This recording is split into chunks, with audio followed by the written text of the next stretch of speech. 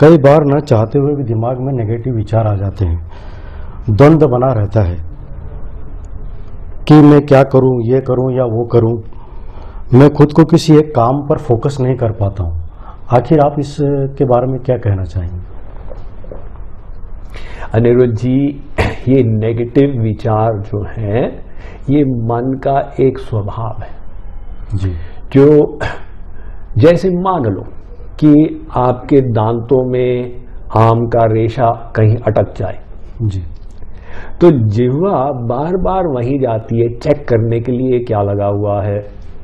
अब 32 दांत के बीच में 28 गैप हैं, लेकिन जिह्वा और कहीं नहीं जाएगी, उसी को बार बार चेक करेगी। ये समस्या क्या?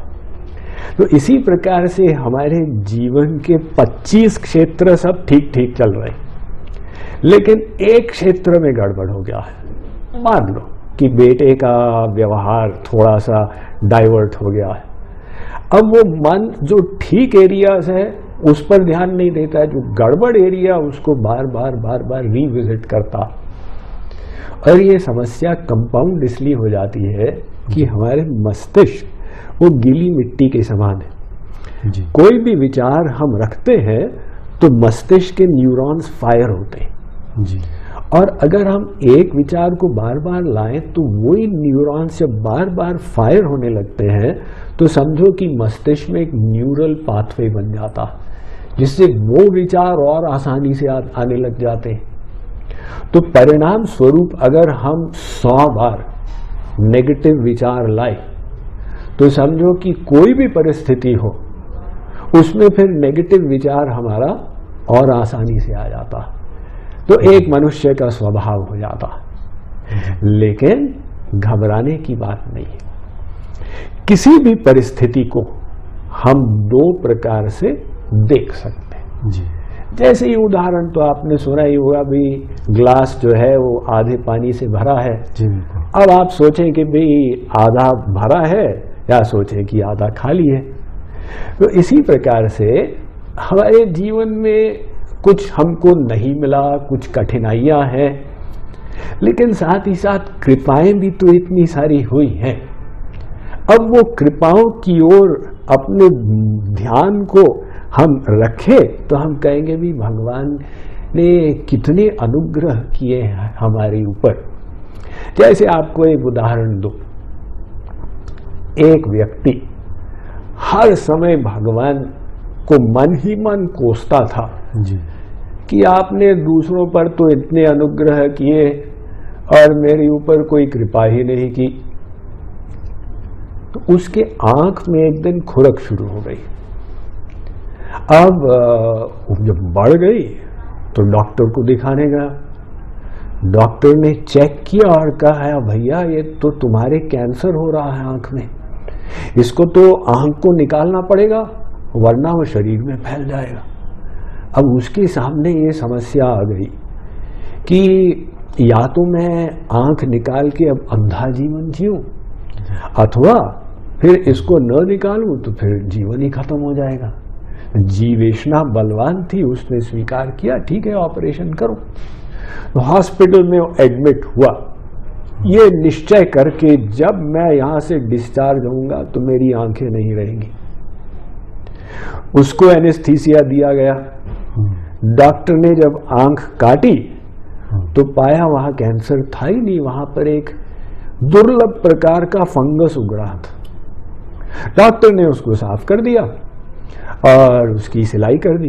अब कुछ दिन के बाद जब पट्टी खुली उसने देखा, उसने कहा, हे भगवान तू कितना दयालु है, तूने मुझे 2 आंखें दी हैं जिनसे मैं देख पाता हूं। वो आंखें उसके पास पहले भी थी, लेकिन उसमें वो कृपा नहीं मान रहा था। तो बात इतनी है कि हम सब के ऊपर अनेक कृपाएं हुई हैं, किंतु हम उनको फॉर ग्रांटेड ले लेते हैं। और वो एक कृपा जो नहीं हुई उसी को हम सोचते रहते हैं, तो फिर मन नेगेटिव बन जाता। इसके बजाय हम आभार हृदय में रखने का अभ्यास करें, एक ग्रैटिट्यूड जर्नल। भगवान ने ये कृपा की, ये कृपा की, तो प्रतिदिन हम नोट करें कि कितनी कितनी कृपाएं हुई है मेरे ऊपर।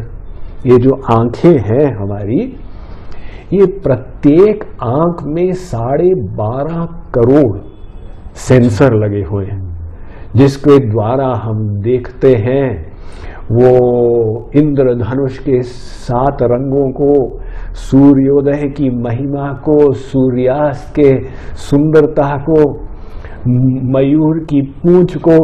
तो ये सब जो हम अनुभव कर पाते हैं, इसमें हम कृपा माने।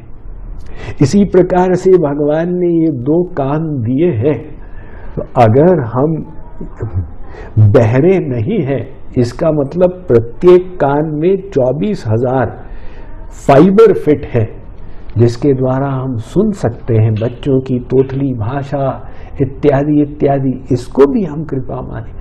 अब जो कृपाओं को सोचेंगे तो विभोर रहेंगे। लोग मुझे कहते हैं, स्वामी जी मैं कैसे खुश रहूं, भगवान ने मुझे कुछ दिया ही नहीं। मैं कहता हूं अगर मैं तुमको 100 कारण बता दूं खुश रहने के, तो कहते हैं कौन से 100 कारण? अरे भाई, ये जो तुम वायु भक्षण कर रहे हो, ये भी तो कृपा। अभी कोविड काल में जो समस्याएं उत्पन्न हुई और जो व्यक्ति वेंटिलेटर पर चला गया, उसका SpO2 काउंट 80 तक पहुंच गया, तो एक एक श्वास के लिए वो जो युद्ध कर रहा था, उसको पता चला भी एक श्वास लेना भी बिना भगवान की कृपा के नहीं हो सकता। अतः चारों तरफ भगवान का अनुग्रह हमारे ऊपर हो रहा है। सुनता हूँ कृपा तेरी दिन रात बरसती है। हम बस केवल उसको अपने स्मरण में लाएं, तो यही नेगेटिव थिंकिंग धीरे धीरे पॉजिटिव में परिवर्तित हो जाएगी। बिल्कुल स्वामी जी, आपने बहुत अच्छा कहा कि प्रभु की कृपा जो हम पे हमेशा बरस रही है, उसको ध्यान रखेंगे तो नेगेटिव विचार हमसे दूर रहेंगे।